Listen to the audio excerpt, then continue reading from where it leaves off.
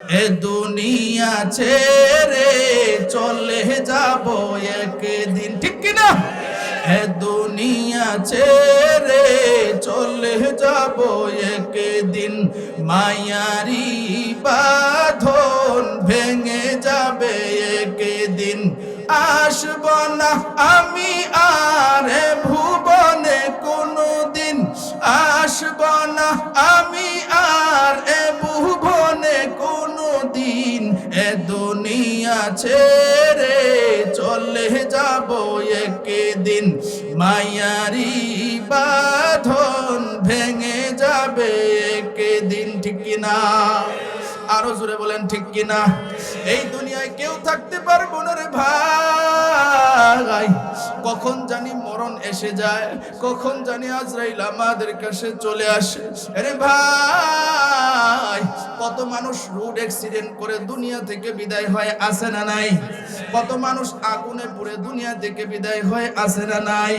মার কাছ থেকে বিদায় নে, ওগো মা আমি একটু বাজারে যাই, বাজার করে তুমি তোমার কাছে যখন নিয়ে আসবো, রান্না করে দিবা, মা আর সন্তান একসাথে খাবো। মা অপেক্ষা করে সন্তান কখন আমার কাছে বাজার নিয়ে আসবে, কিন্তু মা সকাল থেকে অপেক্ষা করে দেখে না সন্তান তো আসে না। দুপুর হয়ে যায়, মা মনে করছে সন্তান মনে হয় কোনো সমস্যায় পড়ছে, দুপুর হয়ে গেছে, মা মনে করছে বিকালে আসবে, কিন্তু না না, বিকালেও সন্তান আসে না। মা মনে করেছে কোনো বন্ধু বান্ধবের আড্ডায় মনে হয়ে পড়েছে। মা কয় আমার সন্তান মনে হয় রাতে আসবে, না আমার সন্তান তো রাতেও আসে নাই। হঠাৎ করে মার মোবাইলের মধ্যে কল বেজে উঠলো, কে যেন ডাক দিয়ে কয় তুমি ওই সন্তানের কি লাগো? ডাক দিয়ে কয় ওই সন্তানের আমি মা। কয় আর দেরি করিও না, তোমার সন্তান তো গাড়ির চাপা পড়ে দুনিয়া থেকে বিদায় হয়ে গেছে। মার তো আর বসে থাকতে পারে নাই, একটা চিৎকার দিয়ে জমিনের মধ্যে পড়ে গেছে, আর ডাক দিয়ে কই কি কোথায় আছো, তাড়াতাড়ি যা, আমার সন্তান আর দুনিয়াতে নাই। মা বেহুশ হয়ে গেছে, এলাকার মানুষ দৌড়ে গিয়ে দেখে ওই সন্তান আর দুনিয়াতে নাই। এইভাবে তো একদিন আমাদেরও চলে যাইতে হবে, কথা ঠিক কিনা? আল্লাহর রাজি খুশি যদি অর্জন করতে পারি রে ভাই, আল্লাহ কোনো মানুষের চেহারা দেখে না, আল্লাহ কোনো মানুষের ধন সম্পদ দেখে না, আল্লাহ দেখে মানুষের অন্তর, আল্লাহ দেখে মানুষের নিয়ত। নিয়ত যদি ভালো হয়, দুনিয়াতে থাকতে আল্লাহ জান্নাতে ঘুরায়, দুনিয়ায় থাকতে আল্লাহ জান্নাতে ঘুরায়।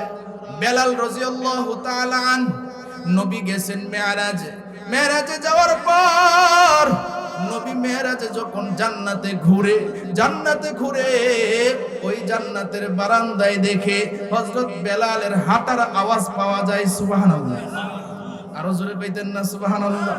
চিন্তা করে দেখেন, বেলাল তো দুনিয়াতে হাঁটার আওয়াজ পায় কোথায়? জান্নাতে। চিন্তা করবেন রে ভাই, অথচ বেলাল আফ্রিকার জঙ্গল থেকে কালো বেলাল নবীর দরবারে আসছে।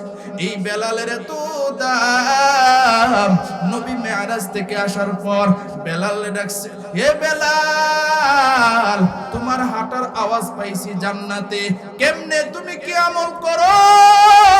ডাক দিয়ে কয় নবী আমার তেমন কোনো আমল নাই। বলে বলো তুমি কি আমল করো?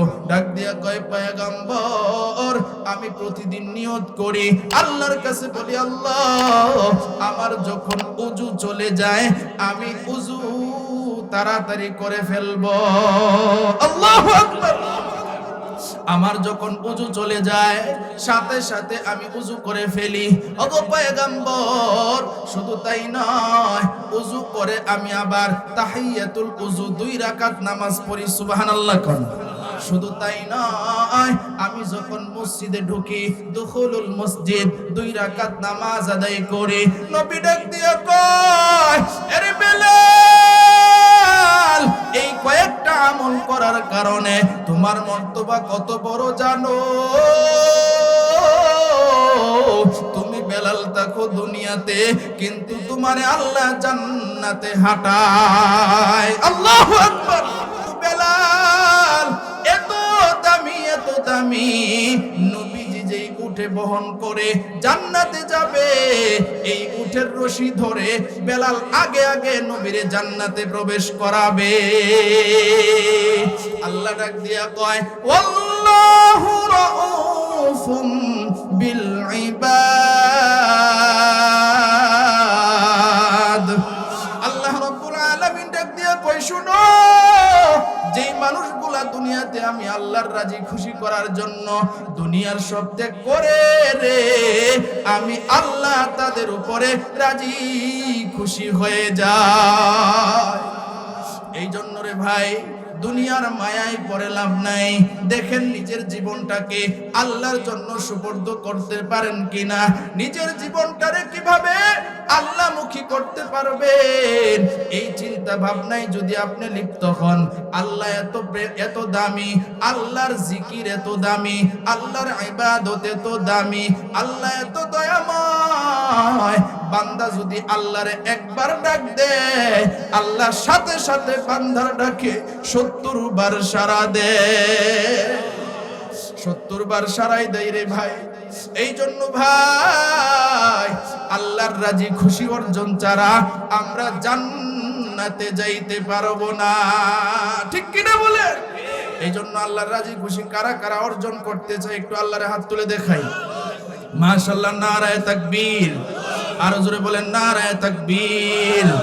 এ দুনিয়া ছেড়ে চলে যাব একদিন, ঠিক কিনা? এ দুনিয়া ছেড়ে চলে যাব একদিন, মায়ারি বাঁধন ভেঙে যাবে একদিন, আসব না আমি আর ভুবনে কোনদিন, আসব না আমি আর ভুবনে কোনদিন, এ দুনিয়া ছেড়ে চলে যাব একদিন, মায়ারি বাঁধন ভেঙে যাবে একদিন, ঠিক কিনা? আরো জোরে বলেন, ঠিক কিনা? এই দুনিয়ায় কেউ থাকতে পারবো না রে ভাই। কখন জানি মরণ এসে যায়, কখন জানি আজরাইল আমাদের কাছে চলে আসে। আরে ভাই, কত মানুষ রোড অ্যাক্সিডেন্ট করে দুনিয়া থেকে বিদায় হয়, আছে না নাই? কত মানুষ আগুনে পুড়ে দুনিয়া থেকে বিদায় হয়, আছে না নাই? মার কাছ থেকে বিদায় নেয়, ওগো মা আমি একটু বাজারে যাই, বাজার করে তুমি তোমার কাছে যখন নিয়ে আসবো, রান্না করে দিবা, মা আর সন্তান একসাথে খাবো। মা অপেক্ষা করে সন্তান কখন আমার কাছে বাজার নিয়ে আসবে, কিন্তু মা সকাল থেকে অপেক্ষা করে দেখে না সন্তান তো আসে না। দুপুর হয়ে যায়, মা মনে করছে সন্তান মনে হয় কোনো সমস্যায় পড়ছে, দুপুর হয়ে গেছে, মা মনে করছে বিকালে আসবে, কিন্তু না না, বিকালেও সন্তান আসে না। মা মনে করেছে কোন বন্ধু বান্ধবের আড্ডায় মনে হয়ে পড়েছে। মা কয় আমার সন্তান মনে হয় রাতে আসবে, না আমার সন্তান তো রাতেও আসে না। হঠাৎ করে মার মোবাইলের মধ্যে কল বেজে উঠল, কে যেন ডাক দিয়া কয়, তুমি ওই সন্তানের কি লাগো? ডাক দিয়া কয়, ওই সন্তানের আমি মা। কয় আর দেরি করিও না, তোমার সন্তান তো গাড়ির চাপা পড়ে দুনিয়া থেকে বিদায় হয়ে গেছে। মার তো আর বসে থাকতে পারে নাই, একটা চিৎকার দিয়ে জমিনের মধ্যে পড়ে গেছে, আর ডাক দিয়ে কই কি কোথায় আছো, তাড়াতাড়ি যা, আমার সন্তান আর দুনিয়াতে না।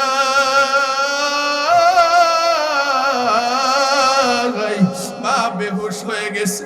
এলাকার মানুষ দৌড়ে গিয়ে দেখে ওই সন্তান পজিশন আর দুনিয়াতে নাই, এইভাবে তো একদিন আমাদেরও চলে যাইতে হবে, কথা ঠিক কিনা? এই জন্য রে ভাই আল্লাহ রাব্বুল আলামিন বলছেন, বান্দা মানুষকে খুশি করার চিন্তা ভাবনা না কইরা আমি আল্লাহরে যদি খুশি করার চিন্তা করো, আমি আল্লাহ তোমার প্রতি রাজি খুশি হয়ে যাব। এই জন্য আল্লাহরে রাজি খুশি করার দরকার আছে না নাই? আরো জোরে বলেন, আছে না নাই? আল্লাহরে খুশি করার একটা অস্ত্র হইল চোখের পানি। আল্লাহ চোখের পানি এত দাম দেয়, এক ফোঁটা চোখের পানি নাকের ডগায় আসতে দেরি হয়, আল্লাহ ওই বান্দার গুনাহ মাফ করতে দেরি হয় না। চোখের পানি। এই জন্য রে ভাই আল্লাহকে রাজি খুশি করার এক নাম্বার অস্ত্রের নাম কি? চোখের পানি। এখানে যারা আছেন সকলেরই গুনাহ আছে, রাত্রি বেলায় তাহাজ্জুদের নামাজ পড়া আল্লাহরে কইবেন, আল্লাহ জীবনে তো কম গুনাহ করি নাই, যে গুনাহ আমার হয়েছে আমি যদি গুনাহ নিয়ে কবরে যাই, কবরে গেলে জাহান্নামের আগুন তো দাউ দাউ করে জ্বলে উঠবে। নবী ডাক দিয়ে কয়, এরে আমার উম্মত, জানোনি একটা গুনাহের কারণে কবরে কি পরিমাণ আযাব দেওয়া হবে? এরে আমার উম্মত, একটা গুনাহ নিয়ে তুমি যদি কবরে যাও, কবরের মধ্যে একটা দুইটা নয় 99টা সাপ পেশা তোমার কামড়াইতে থাকবে। 99টা সাপ তোমার কামড়াইতে থাকবে, মাটির সাথে সাথে তোমার চাপা দেওয়া শুরু করবে। চাপ দেওয়ার কারণে একটা পাঁজরের হাড় অন্য পাঁজরের ভিতরে ঢুকিয়ে যাবে।